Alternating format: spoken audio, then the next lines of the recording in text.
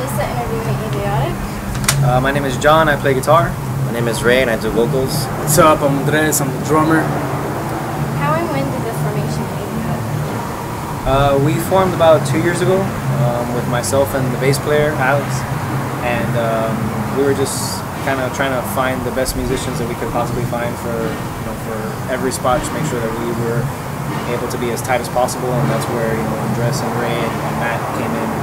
We were able to form a very tight-knit group of people who work really well together. So I can speak for myself as I'm really happy with everybody and how it's going. Right. How has it been, since you signed to Metalblade? Have they been treating you well? It's been pretty awesome. I mean, we're a pretty young band and Metalblade has been very welcoming and helping us out and guiding us in the right direction. And it just feels great to be in a band with, and to be in a label with a bunch of bands that we grew up listening to, and it feels awesome. Where are you recording your new album? It's actually, they're based out of Cape Coral, a place called Sonic Assault Studios. So we did some work with them before and they're real cool dudes. They even let us chill over their studio, you know what I mean, hang out. So it's not a bad place, sounds great, and just look out for it. Awesome. Yeah. Is there anything you can tell us about the new album? We can tell you that we're done with recording it pretty much. We can tell you that it's going to sound awesome. It's going to be different than anything you guys have heard from us before, and we're excited to put it out. Will there be any old songs in your other album you want to? That's a possibility. I mean, we might have some older tracks on there. We might not. We don't want to give too much away, but that's what that's what we've been working on, and I guess you can say that there might be some other tracks on there. Where does your band currently reside? Well, I live in Miami, right in the heart of Miami. I don't know. Generally, we're all in Miami. Aside from Matt, he lives about an hour north of us, but everybody else is pretty much in the general Miami area. How do you feel about illegal downloading versus buying the album itself? That's a good question. It is a good question. I personally, I guess I guess it really depends on what, level or caliber, of a band you are.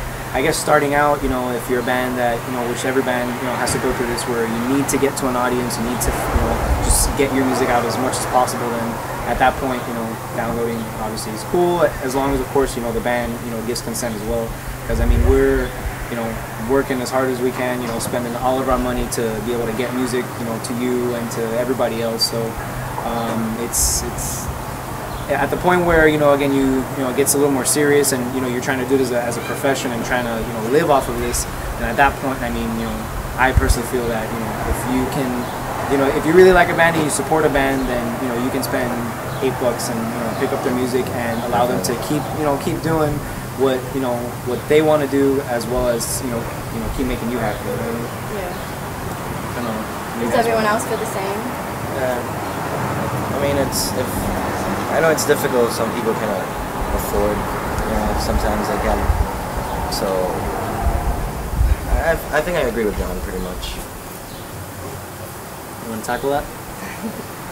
I mean, it's a difficult situation because it's been going on for so long, you know what I mean? The whole legal downloading thing is, what is it, over decades now? Like, it's crazy, you know what I mean? But you're never really going to control that, unfortunately.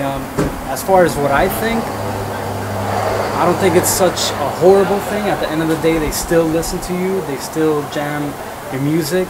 Okay, are you getting rich off of all these downloads? Hell no, but I mean, at least they still know you and they dig you, and hopefully they come out to shows, help you with some gas flow, some shirts, some merch, stuff like that.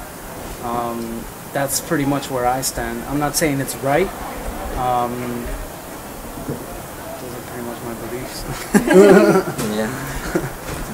If you guys haven't already heard about the record label Roadrunner and it coming to an end, what are your opinions on it? It's a sad story, man. I mean, there's so many awesome bands on the label. There's so many awesome people.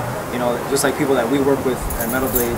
It's the same equivalent people who did stuff for bands. Like Trivium and Lamb of God and all those awesome bands. And those people now are out of a job. And it's just it's a difficult situation for not only bands but also people who helped shape those bands and helped get those bands where they are. It feels great to know that we're in a label that has been around for 30 years without selling to a major label.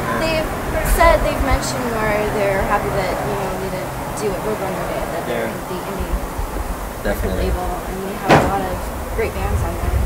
Yes. And very successful too. What are your influences, metal and non-metal? Okay, I'll start. I definitely, of course, you like your metal, but at the end of the day, like I like a lot of other stuff like flamenco music. What else can I say? I even like hip hop. I like rap. I like all types of different music. Now, just like everybody else, everybody went through their little Metallica phase. You know what I mean? Everybody went through the little Megadeth. As you mature, you start listening to more intense music. I don't know, for me, something like Beneath the Massacre. Guys like that really got me into the whole death metal, gravity blasting and stuff like that. They're brutal with that. So, just to name a few, not to go all out. I listen to everything pretty much, but if, I'm not going to metal, I guess. I'm really into Cradle of Filth, the Black Dahlia Murder, and those are pretty much the two big ones for me. Big influences, I guess, for myself. Job for a Cowboy kind of started getting me into death metal and heavier stuff. So metal-wise, like Necrophagous, Wretched, Living the Ruins, and a bunch of cool bands like that are doing like more progressive stuff and just have interesting music. As far as non-metal goes, I don't do too much of non-metal. I guess like more jazzy stuff and stuff like that, and classical music. I'm a big fan of classical music too. So stuff like that, stuff with melody and that takes skill and talent. Awesome. How has it been touring with In Full of Darkness after the Spire and Veil of Math? There was also another tour you did with 40 Winners right before the Shred Till You Dead tour. How was that? Well, this is the second day of the tour, so we're first day was awesome. We had a lot of fun. The bands are fucking amazing. So we're happy to be with a bunch of different musicians that are just at such a high caliber that they're shredding. That's what we're doing here. So they're handling it. And last tour was really fun. We had a great time with 40 Winners and King Conquer and Dark Sermon previously in reference to the sinking ship. And those are our brothers. We had a great time and hope to be able to go out with them soon in the future. Awesome.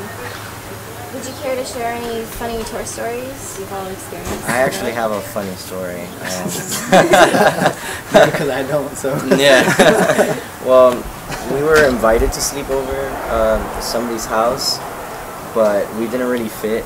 All of us didn't really fit, so some of us stayed in the van. And for some reason, I think I forgot something in the van, and I went back, and Matt, or the guitar player, was sleeping. And when I opened the door, I didn't see this, but apparently he decided to put his foot right where the hinge of the door is. And I obviously didn't mean to do this, but I just slammed the door, and his toe was caught in there, and it was not a pretty picture. It was pretty bad. I felt bad. But did you have to go to a doctor? No, he was okay, but yeah. There's another one with Matt too that we showed up somewhere, again similar story, somewhere to sleep, and Matt, when we got there, just didn't wake up. So we woke up in the morning. I had no idea where he was or where we were or where anybody was. He just woke up by himself in the van and just freaking out. Yeah. Wow. Is there anything you'd like to share with your fans?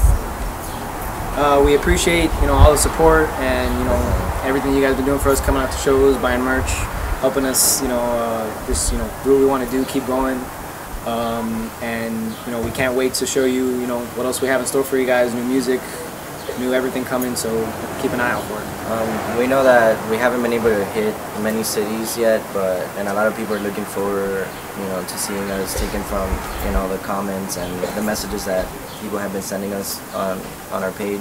And we really look forward to being able to, reach out to those cities and be able to play for other people. Awesome. Okay. That's it.